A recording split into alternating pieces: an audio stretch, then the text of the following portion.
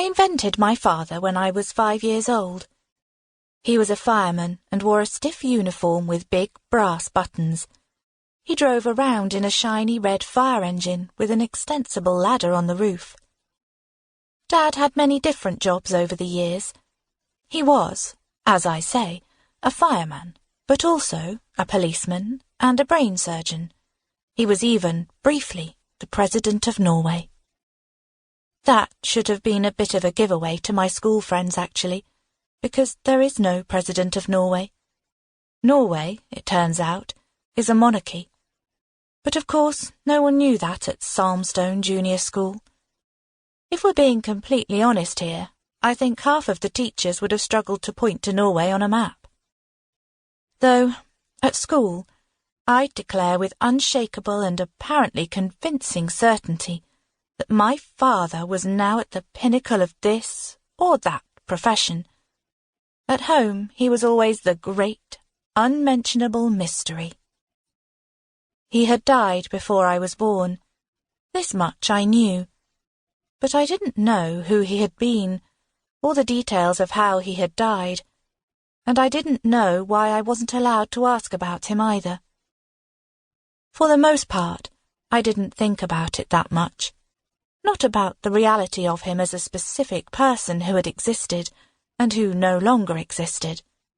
Perhaps that's just a concept that's too hard for a child to wrap her brain around. I was generally pretty happy, though, with Mum, with my life, and with my astronaut father. Yes, that was another one.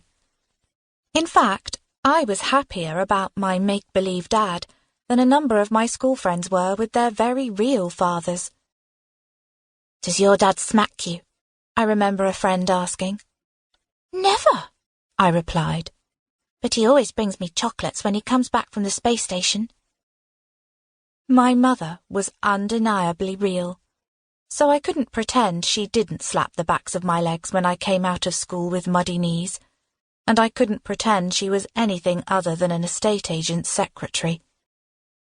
But I did have to invent what was going on in her head, because there was always something unknowable about Mum. She always looked as if she was keeping secrets from you, and as it turned out, of course, she was. Laura. No matter how you look at it, Connor changed my life. I met him at a rave party in 1994.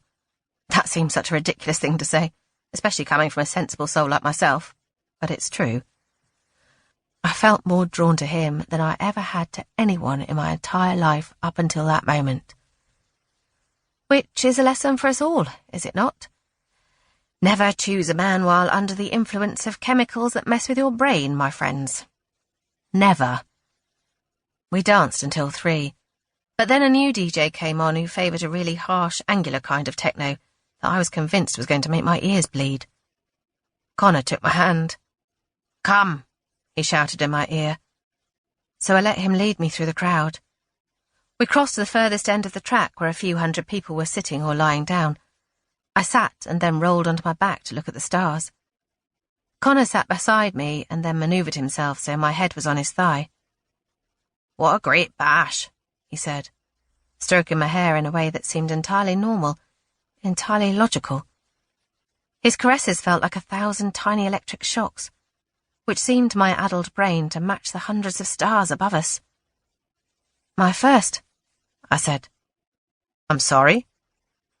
"My first ever rave." "Really?" Connor asked. I nodded.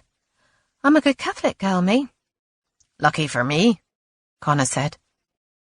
"I'm sorry?" "I love good Catholic girls, because I'm a good Catholic boy myself." "You're Irish," I stated. I'd only just noticed his accent. "Connor O'Leary at your service," he said. "And other than being the most beautiful girl here, you would be?" Laura Ryan," I said. I could feel myself blushing. "I'm half Irish too, as it happens.